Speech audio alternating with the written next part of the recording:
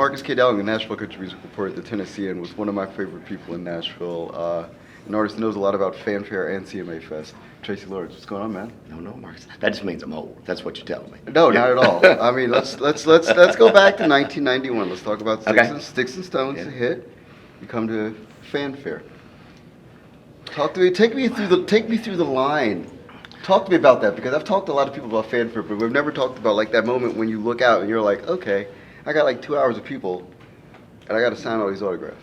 It was really exciting back then. So you got to put it in perspective. So the way the thing was laid out back then. So my first fanfare would have been June of 1992. Right. Sticks and Stones came out in August the previous year, somewhere around about, but number one in January. So we were riding high. I know when you first came in, there was a little two-story white building right there on the right. That's pretty much where you started. All the press stuff would have been in that building. So everybody would take care of that. International press would have been upstairs.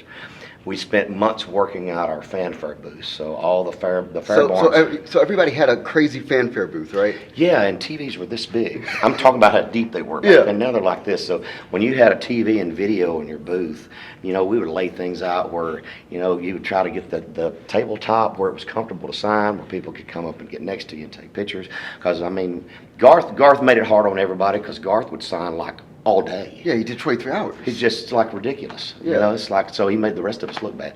Sometimes, you stay out there for 3-4 hours. That's exhausting. Come home with got the carpal tunnel.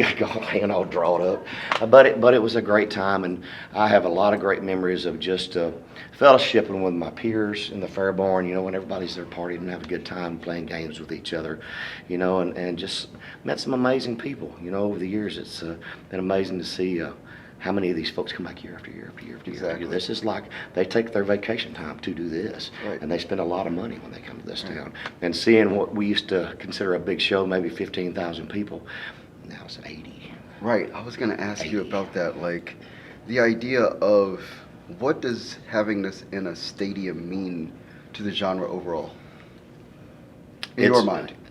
I think there's a lot of elements to that question. I think it makes it a world-class event.